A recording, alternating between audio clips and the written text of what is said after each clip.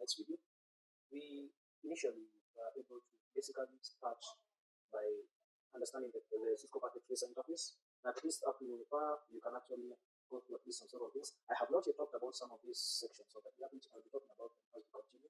So for now, hold on and you'll actually see. You'll also see there's also a timer up here that tells you how long that device has, or this packet tracer has been on.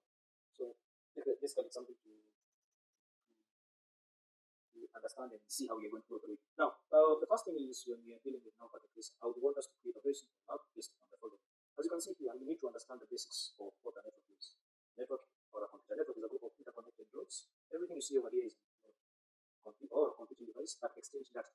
Each and every one of these has something to share or something that can be used to share from one to another. In order to establish connection, and it is the use of what we call media.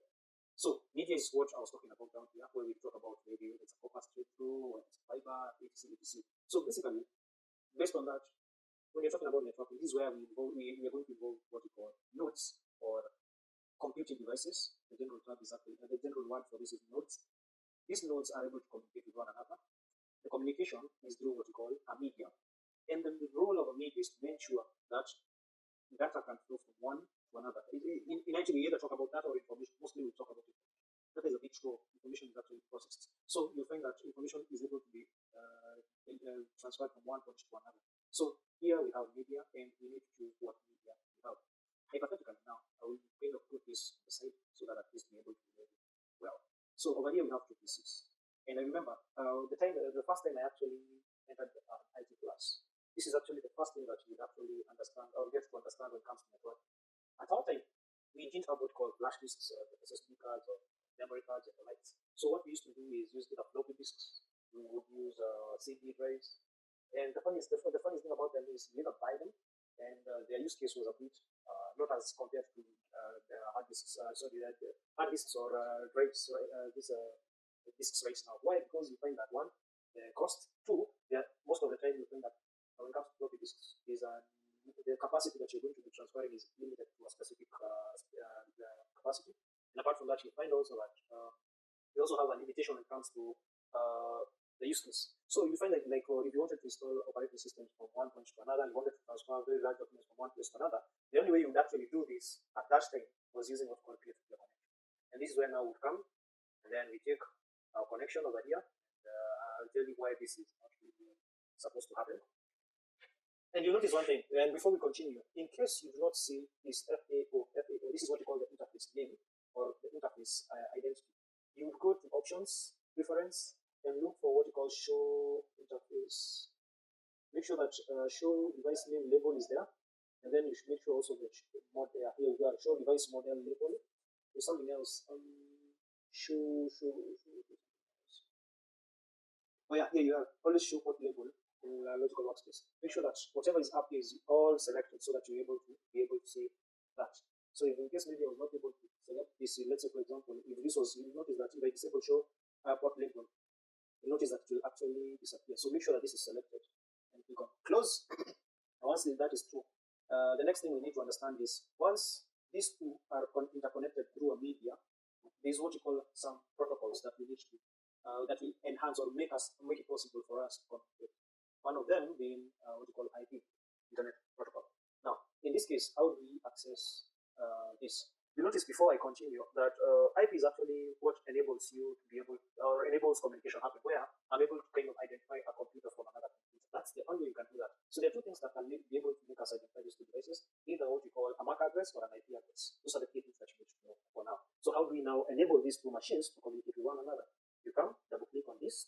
As you can see over here, we're able to see an interface on the physical tab, the interface of your device. You can either turn it on, turn it off. Take note or take in note. Anytime you want to change some of these interfaces, which I will not do right now, make sure that you turn off your device similar to what you do in the real life situation. Then, if you wanted to change this one, maybe wireless card or insert a wireless card or add any other hardware on this device, you can now know that these are opposed to other hardware devices. As you can see over here, the WMP300 is a wireless interface suitable for connection to wireless devices. We have other things such as the RJ11 for telephone services. We have other things such as the Ethernet, fast Ethernet. So it is up to you now to understand what you want to upgrade or change this to. So in our case, I'll talk about this in another where we can actually use wireless communication. So in our case, you turn on this, and you notice now is this icon which is red. Anytime you do your labs, if you want to know that things are working out well for you, you notice that this is green. It should be green, not red. And there's a reason why it's red, which I'll talk about it as we continue. So we selected what we call a cross straight through cable, which is the normal connector that we used. So in our case now, I want now to make sure that these two devices are communicating with one another. And how do we do that? We will need to go to the desktop tab, click on IP configuration, and let's kind of see what IPs would we want to use. So I would want to use maybe 10.0.0.1. So I'll come over here, 10.0.0.1. Then down here we use a subnet, a different subnet. That you can use any subnet. I'll talk about them as we continue. Subnets and the likes. So in our case right now, we just do a simple basic plan. So once you do that, make sure you ensure that that is okay. The rest can leave them as they are. Then close this. Then you can now minimize this. Double click on this around. Go to desktop. Remember, the first one I put as what? What was the IP? Let's confirm. The first one was, as you can see, if you highlight, you notice that something pops. Then you notice that it's 10.0.0.1/h. I'll talk about this as we continue. Or you can join a class or request for a class for this, where I'll take you to what called subnet. So in this case, we are working with a subnet or CIRB, or what we call the subnet of 255.0.0.0. So in this case, we'll also do the same. Well, talk about 10. I'll give it an IP address of 10.0.0.2. Also in subnet, you notice that when you're doing protocol network communication, we will never find ourselves in a situation where IPs are the same. Because what happens is it means that there will be some issue with the network connectivity. So IPs are never shared with different network interface cards, just for you to know. So once you've done that and everything is configured, now you notice it's still red in color. There's a reason. Now let's test this and see what the communication is actually happening. So in case you are here, you come to desktop, click on command prompt, and you will notice that it has the same features as a normal computer. So you come over here and say ping. You want to ping 10.0.0.1, not 2, because 1 is itself. And you notice there will be no communication between the two, and you notice also that it will time out. So you give it some few minutes and see how you're going to move on. There we go. You notice that packet 0 and 4 received 0, lost 4, so 100%, meaning communication is not happening. If I was to do the same and say I ping myself, you'll notice that let's see what will happen.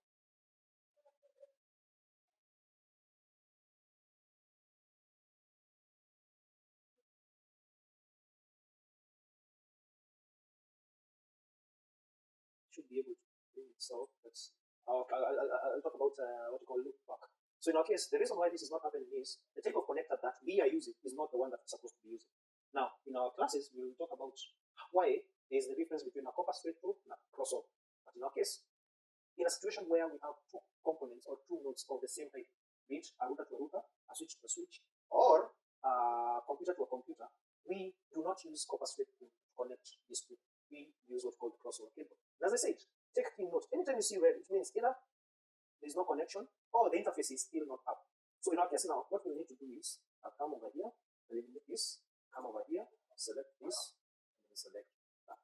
You notice it will turn green in color, meaning that things are good. Anytime you see red, something is not happening, or something is not okay. Anytime you see green, things are working. So in our case now, the next thing we need to do is now test again whether there's communication. So we come over here and in that, and you notice communication is really happening.